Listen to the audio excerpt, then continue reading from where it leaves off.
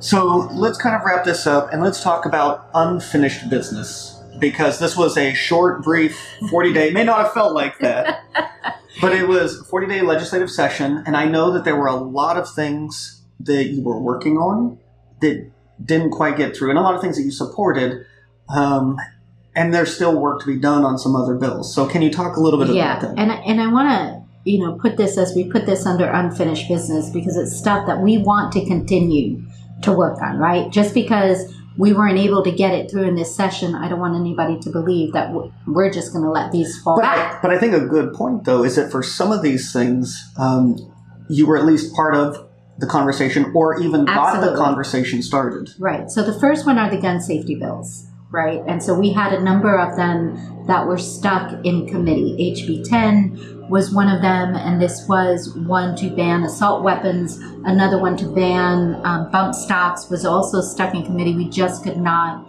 get it out. I want to do a shout out to Moms Demand Action and Mallory Harris over at UGA. These people came together and really pushed, right, for this March for Our Lives. So there's gun legislation. It just didn't get passed. It just didn't get through. We'll have to work on it. There was one that did pass, and this is HB 657. And what it does is it makes it a felony for anybody to give a firearm to somebody who you knowingly know that they were convicted of a felony, right? Okay. And there's all sorts of loopholes right there. What about this Georgia Outdoor Stewardship Act? And in fact, I think your neighbor's Representative Fry, right, was a part of this. Yeah, and this was a big push by Representative Fry. This was actually a constitutional amendment. And although we do not like constitutional amendments per se, this was actually a good one, because it was trying to have a sort of guaranteed dedicated revenue stream to protect our parks and our natural,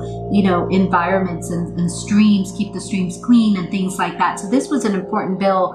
It got through the House. It went back to the Senate. It did not come back to the House by the time Sine Die came in. So we're hoping to continue that. Now, this was a big one you were a part of. You helped co-sponsor a bill for Medicaid Expansion in Georgia. Yes. So HB 669, we are at the point where there was some money allocated by the federal government to help state governments expand Medicaid. Georgia has not done that up to now, and every year that we don't do it, the amount that the federal government will give us is actually lessened and lessened. And this was something that you would have seen us argue about many times throughout the session, even when we were discussing the budget, even when we were discussing the tax bill. Some of that money could have been put in to Medicaid expansion, but we just could not get enough votes to do this. And I know that a lot of people keep hearing, well, we can't afford to expand Medicaid. It's going to cost the state. But really, there was a huge chunk of money that the federal government was going to give to Georgia, and that this would actually go to rural hospitals across Georgia, right? Yeah, so there was a bill that specifically gave money to rural hospitals, and one of the arguments that Minority Leader Trammell made was that, you want to help these 6 little rural hospitals. We should put that money into expanding Medicaid. We can help all the rural hospitals in Georgia. So let's help those 6. And everyone else. Okay. And everyone else, and one of the things that I tell people is that when I see a bill, I vote what is there, not what could have been, right? Because I don't have control of what is not in the bill. So when I look at a bill, I look at what does it have? Is it beneficial to the constituents in HB 117, or is it not? So let's go back to HB 403, the voting bill, for a second, right? Because we had talked about that earlier in a bill that was stopped, so it's unfinished business. What did you mean? And the reason why I say it's unfinished business, because now that we've passed the study committee, and we still have to wait to see if the governor signs it, right? Yeah. But the idea is they are going to then, if it's a study committee, they have to have public hearings. And that means every one of us has got to get involved, find out when those hearings are, and I will post them on my website when I find out the dates and the times and the places, and make sure that you go and you testify and you listen and you let them know how important it is, making sure we have voter security on our machines, right? Right. That's why I say it's unfinished business. we're going to have this opportunity to have some input. Let's make sure we take it. So another bill, well, actually, I think it started out as HB 605, and then I think it became HB 335, this hidden predator bill. What was that? Yes. And this was one, if you remember what happened in the Olympic doctor who was then called up for all those sexual harassment and assaults that had made to those young girls. What a lot of times sexual assault victims may not come out until much later when they're grown and adults, and by then the statute of limitations has already passed. And I just want to point out that there's actually a lot of research as to why they don't do it. So there's a lot of reasons. There are many reasons. And so the Hidden Predator Act basically would extend the statute of limitations and say, you don't have to be 21 to report it. If you're 28, we're still going to accept that your claim. And I think that's really important because I think it was based on reality of when these people come forward. And so I was really sad to see that it did not come to the floor again in sine die, but next year, I know those authors of that bill are coming back next year. So what is HB 1005? What is that? Yeah, so one of the things that came up during this session and that people may have heard a lot, especially in the beginning of this session, was this idea of sexual harassment. And so we actually had a small bill that got passed. They've updated the sexual harassment policies for the Capitol, and they passed a bill that said that now lobbyists have to sign that sexual harassment. And this is twofold. One, it gives lobbyists for the first time protection, right? If a legislator or another lobbyist, commits sexual assault or sexual misbehavior to a lobbyist, that then that lobbyist would have a reason to go through. But there was also this bill, HB 1005, that I put in to sort of extend or create a state sexual harassment cause of action for companies that had less than 15 employees. If a company has more than 15 employees, it falls under the federal sexual harassment. That's something I was going to point out here. I had been having a conversation with somebody earlier, and one of the things that they told me is, well, why do we need that? It's already a federal deal, a federal issue. So can you kind of explain the cases where it's not? Yeah, under the EEOC, the Equal Employment Opportunity Commission, it is a federal law for employees that have 15 or more employees. Okay, so if you're a 1 or 2 or 5 person business, you're not subject to that federal law. But we know that sexual harassment occurs in those type of businesses as well. And so this would create then a state cause of action that those employees So then let's say I work for, and I support local businesses, try to shop there, support them. But let's say I am an employee and I work for a local business, a mom and pop, for example, something like that. There's like 3 of us and the owner. If I am the victim of sexual harassment, what are my current options in a situation like that? Well, you can't go under federal law because it's not 15 employees or more. So your next option is basically intentional infliction of emotional distress. So I basically sue them for making me cry. Yes. Now, that is very different from suing somebody for sexual harassment. Okay, so we have a long ways to go there. Yes. Okay. I am excited to get to this. There's a couple things here in a row that I'm really looking forward to. Let's start with Study Committee on Healthy Housing. What is that? This is House Resolution 1431. This was exciting. We talk a lot in this district about affordable housing. And what they've done is they've equated that to healthy housing. And I love that description because that's what affordable housing should always be. Because there's a difference between just being able to afford a house and then affording a house that's healthy. That's a secure environment for you to live in. Secure environment that's, it's sanitized, it's clean, it's a safe environment for your kids to come and walk to school and back. And so this healthy housing, was something that was going to expand that conversation. And although it did not get passed, it is something that we will pursue next session as well. Because usually that we're told, affordable housing, all that's on the local level, right? The state doesn't get involved in that. But here was an example of where the state could get involved and start that conversation. I think these study committees, that's where it's at. And the next two that I know you're going to pick up is HR 1224 and HR 1319. And these were two study committees that I had put in for, one on living wage, and the second one on this idea of non-discrimination of wages based on gender and race. And why are study committees so important? They're important because they begin the conversation and they give us an opportunity to go around the state, talk about these things, bring evidence. And I just want to point out, why do we have to start here? Why do we have to start with starting the conversation? Because they've tried minimum wage increases and they've just been flat out stopped in the legislature, right? They don't even get to committee. They get to committee and they don't get a hearing, right? And I was literally told, if you put in a minimum wage bill, it will not go anywhere.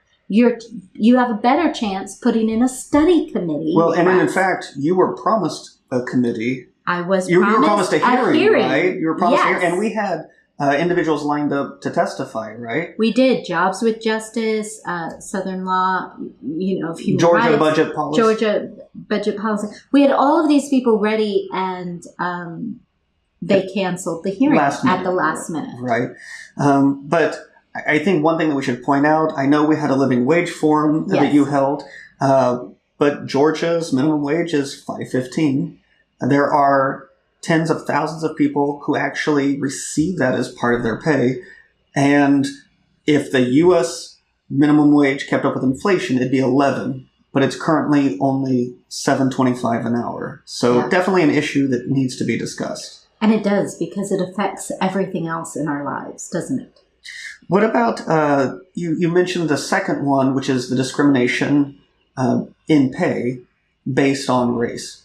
Now, some people would argue, well, it's already illegal to do that. So why did you want to introduce this? What was the point? Well, we actually found a very old bill that was passed in the late 1960s that said you couldn't discriminate wages based on gender.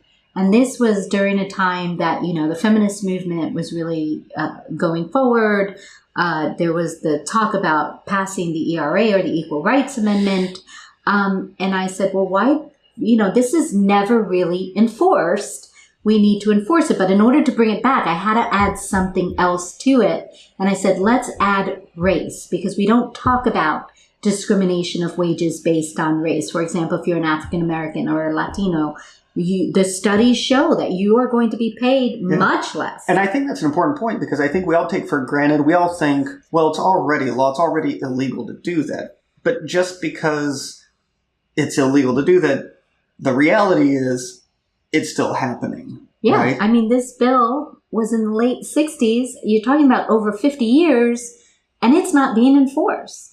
Right. So there's not only pay discrepancies between men and women in general, there's also pay discrepancies in Georgia between different demographics. And so, oh, absolutely. And that intersectionality between race and gender, right, is a really interesting issue to take a look at, especially here in Georgia.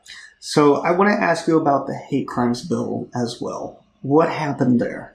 So we had two hate crimes bill when we started in this session, one by Representative Megan Hansen, another one by Representative Karen Bennett. Those two got combined to be Senate Bill 373. Georgia is one of only 5 states that does not have a hate crimes bill. This was something that had a lot of bipartisan support, believe it or not.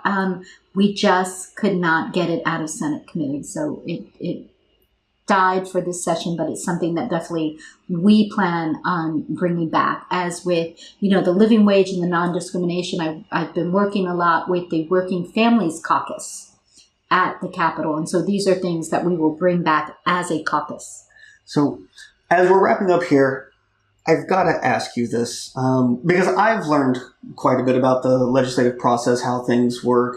I know that there was the Senate Resolution 685, and it kind of came as a surprise to me because, it's 2018. And if I'm understanding this correctly, and I want you to kind of explain this to me because I couldn't believe my eyes the first time I saw this, right? It's 2018, and there was actually a Senate resolution here to change the name of a creek. Yeah, so this was put forward by Representative Al Williams, and it was put forth on sine die, and it passed. I just want to preface everything I say. It passed. This was passed. But it was to rename a little tidewater, what they call tidewater, from Runaway Negro Creek to Freedom Creek. So let me get this straight. It's 2018, and we still had a creek in Georgia named Runaway Negro Creek. Yeah. And, as I'm thinking about that bill, this week, I also was fortunate enough to go to the Mary Frances Early lecture at UGA. The speaker there was Bakari Sellers. And this bill reminds me of something that he said. He said, I have 3 questions for you. The first one being, how far have we come? The second one being, where do we go from here? And the third one was, does anything matter anymore? But that first one, how far have we come? I think this bill gives us an answer that we're not too happy about, right?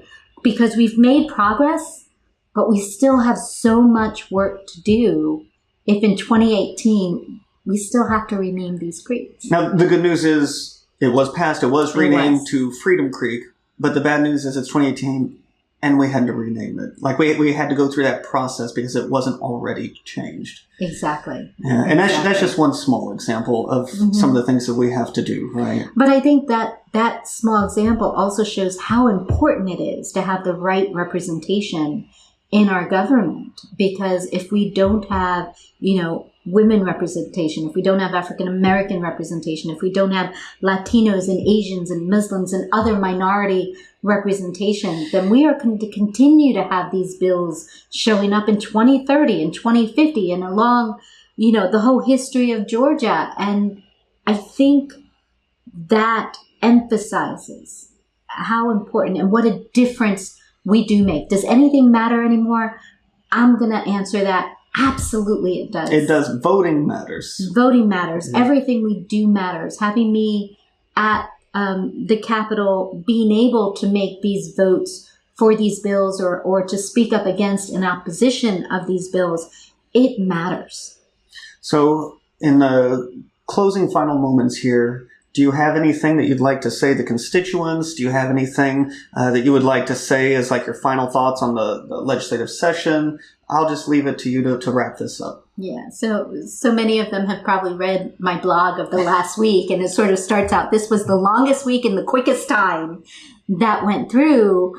And what I'd like to say is, first of all, thank you. I am so honored that you elected me to be your representative and to have this experience of going to the Capitol and being part of making these laws. And there was something that I realized is how powerful representatives and senators really are. These laws affect every aspect of our lives. But that power is given to us by the people, by you, through your votes and by electing us. And so ultimately, you have the power who goes in and make those votes. So please, as we go forward, make sure that you are taking that power in your hands and you're going and voting, because who sits there all depends on who you vote for. And thank you. I think those are wise words to end on. All right. Well, thank you. I appreciate the conversation. Thanks, Avery.